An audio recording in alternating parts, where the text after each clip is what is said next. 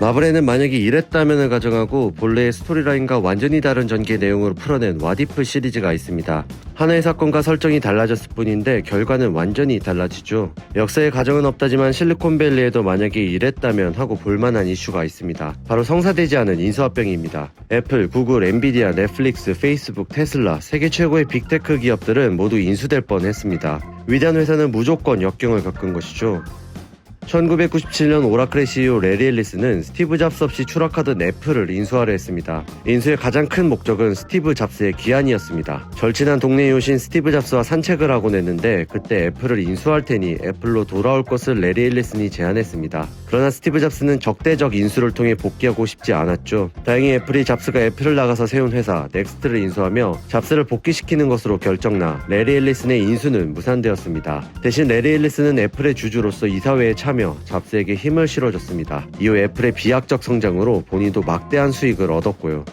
구글은 1999년 고작 100만 달러의 회사를 내놨었습니다. 구글의 인수를 합의한 인터넷 포털 익사이트의 대표 조지 벨은 100만 달러도 75만 달러로 깎아놓고 결국에는 안 샀죠. 구글의 2대 CEO이자 경영의 대가 에릭 슈미트가 오기 전 구글의 상황이 얼마나 처참했는지 보여주는 사건입니다. 넷플릭스도 DVD 렌탈 및 판매로 창업을 한 지 몇 달밖에 안 된 초라한 상태에서 인수 제안 연락을 받았습니다. 인터넷 도서 판매로 대박이 난 뒤 이제 막 상장한 아마존의 연락이었죠. 1,400만 달러에서 1,600만 달러에 넷플릭스를 인수하고 싶다는 이야기였고 적자에 허덕이던 넷플릭스에게는 좋은 제안이었습니다. 하지만 넷플릭스는 이제 막 DVD 렌탈의 가능성을 보던 시기였고 DVD 소싱도 뚫어놨기에 인수 제안을 거절합니다. 오히려 아마존과의 만남을 통해 당시 매출의 3%밖에 차지하지 않았던 렌탈에 집중하기로 합니다. 인수 제안을 받으며 아마존에 대해 분석해보니 DVD 판매로 아마존을 이기기는 힘들다고 판단했기 때문이죠. 그렇게 넷플릭스는 DVD 렌털로 첫 번째 전성기를 맞이하게 됩니다. 아마존, 넷플릭스 인수합병은 협상 중 알게 된 정보를 통해 회사가 새로운 길을 찾은 특별한 케이스입니다. 엔비디아의 CEO 젠슨 황의 첫 회사였던 CPU 주력회사 AMD는 평소 파트너십을 맺어온 엔비디아의 합병을 제안했습니다. 이에 젠슨 황은 본인이 CEO가 되는 구조를 주장했고 당시만 해도 엔비디아보다 잘 나갔던 AMD는 다소 어이없어하며 제안을 철회합니다. AMD는 결국 엔비디아의 경쟁사인 ATI를 인수합니다. 이 때문에 엔비디아와 AMD 간 파트너십은 끝장났고 AMD는 긴 암흑기를 보낸 반면 엔비디아는 세계 최고의 반도체 회사로 성장했죠. 만약 젠슨 황의 주장대로 AMD와 엔비디아가 젠슨 황 중심으로 합병되었다면 이 연합은 GPU는 물론 CPU 분야에서도 어마어마한 점유율을 차지한 독점 그 이상의 독점을 하는 초거대 반도체 회사가 되었을 겁니다.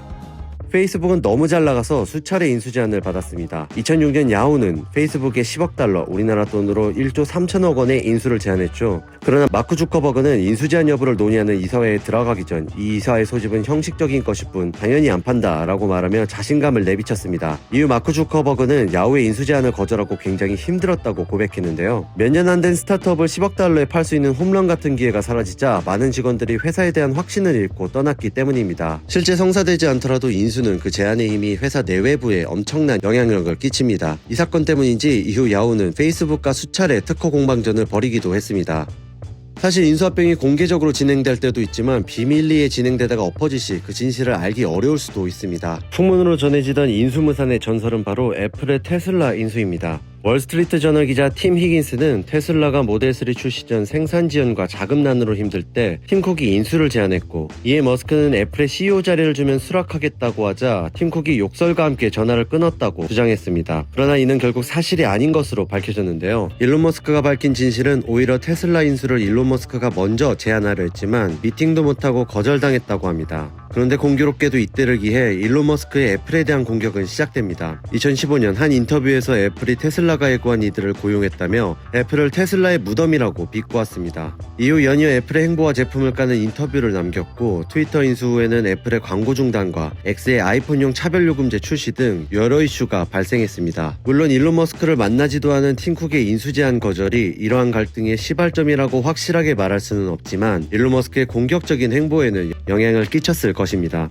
치열하게 경쟁하는 사이가 좋지 않은 기업 간에도 인수협상은 진행됩니다. 미국에서 통신용 시스템 반도체 분야를 양분하다시피 하는 브로드컴과 퀄컴도 한 가족이 될 뻔했죠. 두 회사는 유명한 프로 갑질러입니다. 브로드컴은 삼성전자의 스마트폰 핵심 부품을 판매하면서 자신들의 제품을 매년 7억 6천만 달러 이상 구매하도록 강요했습니다. 퀄컴도 시장 지배적 지위를 남용해 삼전, 인텔 등의 사업 활동을 방해한 행위로 1조 311억 원의 과징금을 부과받았죠. 애플도 아이폰에 들어가는 브로드컴의 무선통신 칩과 퀄컴의 모뎀 칩으로부터 독립해 자체 개발한 칩을 개발할 계획을 세웠으나 난항을 겪었고 결국 계약을 연장할 정도입니다. 이런 깡패 같은 두 기업이 하나가 되었다면 그 영향력은 지금의 엔비디아 이상일 것입니다. 그러나 브로드컴이 퀄컴 인수에 실패한 결정적인 원인은 바로 정치에 있습니다.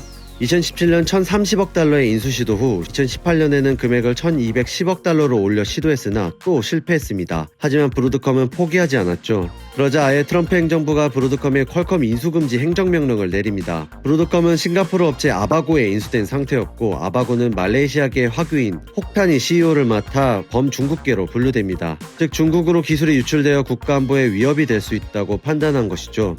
아바고는 사명도 브로드컴으로 바꿨고 본사도 미국으로 옮기겠다고 했지만 결국 행정명령은 거두어지지 않았습니다. 브로드컴의 인수 실패처럼 정치가 인수합병들의 영향을 준 또 다른 사례가 있죠. 신냉전 시대답게 또다시 중국이 연관되어 있습니다. 2020년 당시 트럼프 대통령은 미국 관할에 있는 개인 기업과 틱톡 모기업 바이트댄스 간 거래를 금지하는 행정명령에 서명했습니다. 틱톡이 사용자 정보를 중국에 무단으로 빼돌려 국가안보를 해친다는 이유였는데요.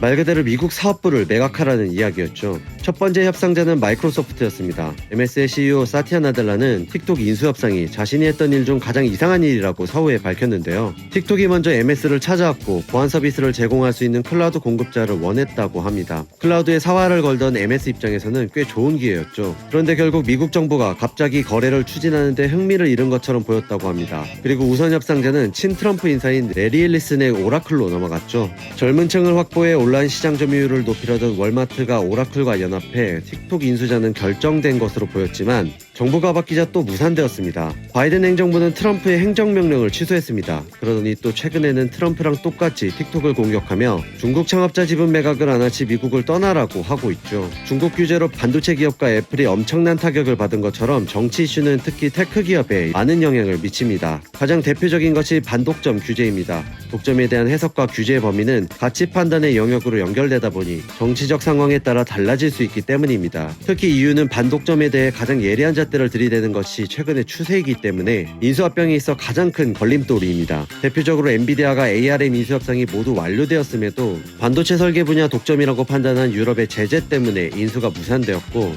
메타는 GIF 플랫폼인 GP 인수가 다른 소셜 네트워크 서비스에 막대한 영향을 줄 수 있다는 EU의 판단에 따라 인수한 지 2년이 되었는데도 합병을 하지 못했습니다.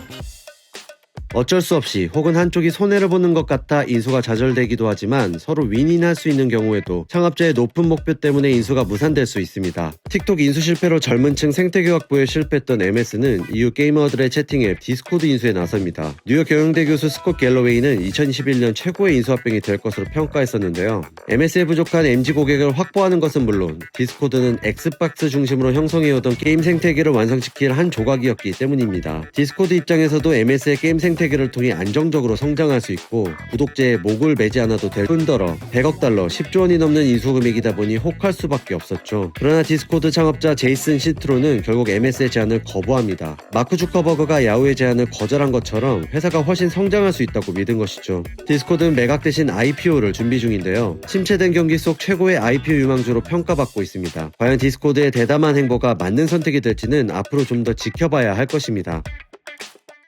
실리콘밸리에서 M&A는 사실 숨쉬듯 일어납니다. M&A를 하지 않는 건 성장을 포기하는 것과 같다고도 할 수 있는데요. 테크를 읽을 땐 기업이 왜 인수하려 하는지, 그 효과는 무엇인지에 대해 관심을 가져야 합니다. 최근 업황의 흐름과 테크 기업의 단점 등을 명확하게 파악할 수 있기 때문입니다. 보통은 인수가 성공한 사례만 분석하다 보니 실패한 사례가 갖고 있는 수많은 인사이트를 버리기도 하는데요. 오늘 라우터 매거진에서는 우리가 쉽게 놓쳤지만 다시 들어볼 필요가 있었던 인수합병 실패 사례들을 모아서 읽었습니다.